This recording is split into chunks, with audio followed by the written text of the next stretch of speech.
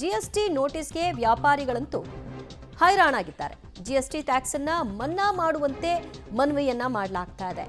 GST council, ಕೇಂದ್ರ ಸರ್ಕಾರ, ಸಿಎಂಗೂ ಕೂಡ ಈ ಮೂಲಕವಾಗಿ ಅಂಗಡಿ ಮಾಲೀಕರು ಪತ್ರವನ್ನು ಬರೆದಿದ್ದಾರೆ. ಅಂಗಡಿಗಳ ಮಾಲೀಕರಿಂದ ಮುಖ್ಯಮಂತ್ರಿಗೆ ಬರೆದಿರುವಂತಹ ಪತ್ರಕ್ಕೆ ಯಾವ ರೀತಿ ಸ್ಪಂದನೆ ಸಿಗುತ್ತೆ ನೋಡಬೇಕು. ಕೋರ್ಟ್ ಮೆಟ್ಟಿಲೇರಲು ಕೂಡ ಅಂಗಡಿ ಮಾಲೀಕರು ಈಗಾಗಲೇ ಸಜ್ಜಾಗಿದ್ದಾರೆ. ಸರ್ಕಾರಕ್ಕೆ ಒಂದು ಡೆಡ್ಲೈನ್ ಕೂಡ ಕೊಟ್ಟಿದ್ದಾರೆ. ಇಂತಿಷ್ಟು ದಿನಗಳ ಒಳಗಾಗಿ ನೀವು ನಮ್ಮ ಮನವಿಯನ್ನು ಪುರಸ್ಕಾರ ಮಾಡದೇ ಇದ್ರೆ ನಾವು ಎಲ್ಲ ಬೇಕರಿ ಅಂಗಡಿಗಳನ್ನು ಬಂದ್ ಮಾಡೋ ಮೂಲಕವಾಗಿ ಒಂದು ಹೋರಾಟವನ್ನು ಮಾಡ್ತೀವಿ ಅನ್ನುವಂತಹ ಕರೆಯನ್ನು ಕೂಡ ಕೊಟ್ಟಿದ್ದಾರೆ. ನೋಡ್ಬೇಕೀಗ ಯಾವ ರೀತಿಯಾಗಿ ಸ್ಪಂದನೆ ವ್ಯಕ್ತವಾಗುತ್ತೆ ಅಂತ. ಮನ್ನಾ ಅಂತಂದರೆ ಪರಿಪೂರ್ಣವಾಗಿ ಮಾಡಲಿಕ್ಕಾಗಲ್ಲ, ಏನಾದರೂ ಒಂದು ಸ್ವಲ್ಪ ಕನ್ಸೆಷನ್ ಕೊಡೋ ಸಾಧ್ಯತೆಗಳು ಇರಬಹುದೇನೋ. ನೀವೇನು ವ್ಯಾಪಾರ ಮಾಡ್ತಾ ಇದ್ದೀರಿ ಗೊತ್ತಿಲ್ಲದೆ ಆಗಿರೋದ್ರಿಂದ ಇನ್ನು ಮುಂದಿನ ದಿನಗಳಲ್ಲಿ ಎಲ್ಲವನ್ನು ಕೂಡ ಸರಿಪಡಿಸ್ಕೊಂಡು ಹೋಗ್ತೀವಿ, ಈ ರೀತಿಯಾದಂತಹ ಮನವಿಗಳನ್ನ ಮಾಡಿದಾಗ ಬಹುಶಃ ಆ ರೀತಿಯಾದಂತಹ ವ್ಯವಸ್ಥೆಗಳು ಆಗಬಹುದೇನೋ.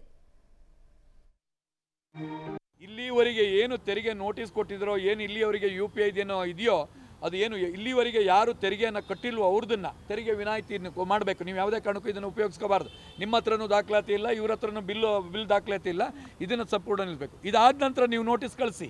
ನೀವು ಎಲ್ಲರೂ ಯಾರ್ದು ನಿಮ್ಮದು ಡೇಟಾ ಸಿಕ್ಕಿದೆಯೋ ಅವರೆಲ್ಲರಿಗೂ ನೋಟಿಸ್ ಕಳಿಸಿ. ಯಾವ ರೀತಿ ಅಂದರೆ ಇನ್ನು ಮುಂದೆ ನೀವು ತೆರಿಗೆಯ ಮಾಹಿತಿಯನ್ನು ಇಡಬೇಕಾಗತ್ತೆ, ಬಿಲ್ಲನ್ನು ಇದು ಮಾಡಬೇಕಾಗತ್ತೆ, ರಿಜಿಸ್ಟರ್ಡ್ ನೋಂದಣಿ ಆಗಬೇಕಾಗುತ್ತೆ ಅಂತ ಕಳಿಸಿ. ಅದನ್ನು ಹೊರತುಪಡಿಸಿ ಈಗ ಮಾಡಿದ್ದನ್ನು ಯಾವುದೇ ರೀತಿಗೂ ಕಟ್ಟೋಕ್ಕಾಗಲ್ಲ. 25 ಸರ್ ಒಬ್ಬೊಬ್ಬರೇ ಇರೋದು ನಾವು ಬೇಕ್ರಿಯಲ್ಲಿ ಬೆಳಗಿಂದ. ಈಗ ನಮ್ಗೆ ಬೇರೆ ದುಡಿಮೆ ಇಲ್ಲ, ಜಾಬ್ ಸಿಗಲ್ಲ. ಆದ್ದರಿಂದ ನಾವೇನು ಮಾಡ್ತೀವಿ, ಚಿಕ್ಕ ಕಾಂಡಿಮೆಂಟ್ಸು ಇದನ್ನು ಹಾಲು, ಬೇಕ್ರಿ, ಟೀ, ಕಾಫಿ ಮಾಡ್ಕೊಂಡು ವ್ಯಾಪಾರ ಮಾಡ್ಕೊಂಡಿದ್ದೀವಿ. ನಮಗೆ ಜಾಬ್ ಇದ್ದರೆ ನಾವು ಈ ಕೆಲಸಕ್ಕೆ ಯಾಕೆ ಬರ್ತೀವಿ?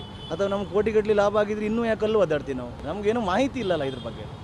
ಇವಾಗ ಮಾಹಿತಿ ಬಂದಿದೆ, ಇನ್ಮೇಲೆ ಬಿಲ್ ಇಟ್ಕೊಂಡು ಮಾಡ್ತೀವಿ.